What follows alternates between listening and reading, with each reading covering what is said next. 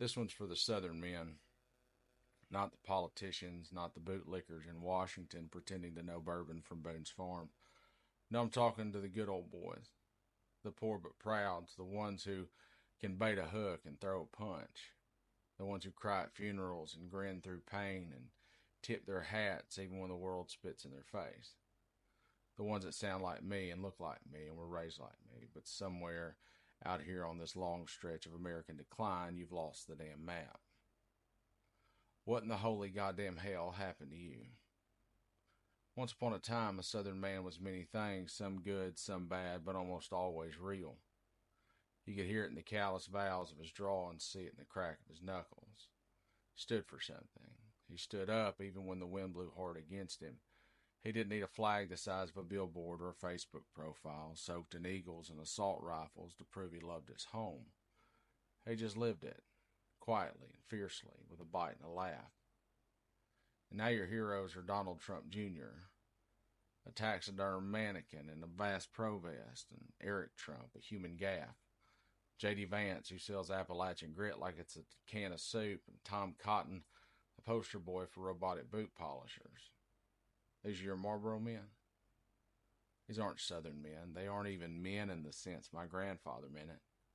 They're simpering little power fetishists in tailored camouflage, chugging masculinity supplements and playing Patriot on sound stages built by Wall Street. If these boys walked into the Queen of Clubs in Helena, Arkansas, they wouldn't make it past the jukebox. My granddaddy would have squinted at them, growled, and then beat the ever-living dog shit out of them just out of instinct. He bar fought like it was a second job, and not because he was proud of it necessarily. He actually rarely spoke of it. But because where we come from, there's a language older than words. And sometimes in a world full of liars and leeches, a fist is just shorthand for don't tread on me. He didn't fight for ego. He fought to defend the sacred ground between the front porch and the bar stool. And if you walked in greasy, smug, and full of yourself, the kind of man who'd lie to the waitress and kick a dog, he made sure you left different than you arrived. Donald Trump is just a New York greaseball with hands softer than an overripe peach and a mouth that runs like it's late to a poker game. His sons are worse. Soulless little guys dipped in deer piss and bravado. Junior, with his desperate little beard and his safari outfit, looks like a guy who tries to start fights at Little League games and calls security if it gets sideways. Eric, God bless him, is the kind of guy you'd hand a hammer and spend the next hour and a half watching him try to unscrew a nail. They're not men. They're just hair-gelled cartoons playing lumberjack. They don't work. They don't serve. They don't sacrifice. They don't build or fix or do a goddamn thing but inherit money and lie about it. And yet somehow these are the new standard by which manhood is measured. My God, how far we've fallen.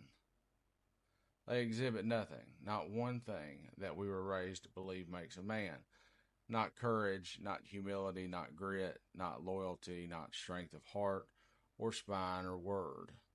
They sweat when it's humid, they pout when it's hard, and they run when it's dangerous. They wouldn't last 5 minutes under a tractor. They wouldn't know how to change their own oil. But don't get me wrong, I'm not saying violence is a virtue or that bar fights make a man. I don't think manhood is some holy grail to be earned through broken noses. That's cheap thinking.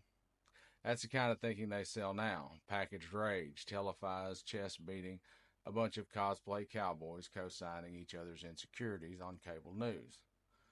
Manliness isn't in your fist or your flag decals. It's in the quiet things, the hard things, the true things. And these boys you worship now wouldn't last 5 minutes in the world you walk through daily. The part that turns my stomach is this. A Southern man, a real one, wouldn't stand for how these clowns behave in public, not toward his wife, not toward his daughters, not toward his children or anyone else's for that matter. He damn sure wouldn't let some orange-tinted loudmouth mock a disabled person or insult a widow, brag about assault, or spit bile at working folks just trying to get by. His mother would have slapped his mouth clean off for half the things these men say, and his grandmother wouldn't even have wasted her breath. We were raised by steel and iron women in church dresses who carried casseroles in one hand and consequences in the other, and now you fly flags with a man's name on them. You worship him like a savior, And you can say you voted for the lesser of two evils if you want, and maybe you did, but when you defend him, when you excuse him, when you wave his banner like it's a Stars and Stripes reborn, you're not just complicit, you've already sold your soul. And I don't pretend to have the definition of manhood carved in stone. In fact, I think most definitions are too brittle and break under real pressure. But I do know what it's not. It's not inherited money and gold-plated toilets. It's not screaming on a stage while other people fight your wars and pay your debts. It's not throwing tantrums on television and calling it truth. No. A man is what he does when the storms come. A man is how he treats people who can't do a damn thing for him. A man is what he says when no one is looking, and how he loves when no one else understands. And these slick-haired frauds wouldn't recognize that man if he offered to help them jumpstart their helicopter. Where are the truth tellers? The ones who called out bullshit even when it came from their own side, the ones who didn't kneel to power or party, the ones who didn't want a king, but dared to be goddamn citizens. We have never been perfect down here. God knows the South has blood in its roots and ghosts in its halls, but at least we did have some kind of honor. Raw and flawed, but ours. But now we have cowards playing cowboy and wrapping themselves in Dixie nostalgia while licking the boots of northern con men. You told my grandfather that one day southern men would kneel, God help us, before Yankees with gold toilets and fake tans, he'd have thought you were drunk or possessed by the devil. But here we are. Men who once stared down hard times now waiting in line to be knighted by a game show host. You've made a liar of my grandfather. He told me we don't bend, we don't cower, we speak truth even when it's costly, that you measure a man not by the flags on his truck but by the weight of his word. We stand on dirt, not marble. That a southern man for his sins never kisses the ring. And now I see you cheer for the ringmaster and beg to be shackled to him. So let me tell you this, from one of your own, from someone who still walks the same black dirt and still sings the old songs, stand up. Stop kneeling for fools. Stop praising cowards. Reclaim whatever dignity that once defined you, not through cruelty and not through guns or flags or chants, but through truth and courage, through the goddamn backbone that built barns and fought wars and buried family. You used to be better than this. Hell, we used to be better than this. Don't let it die with you.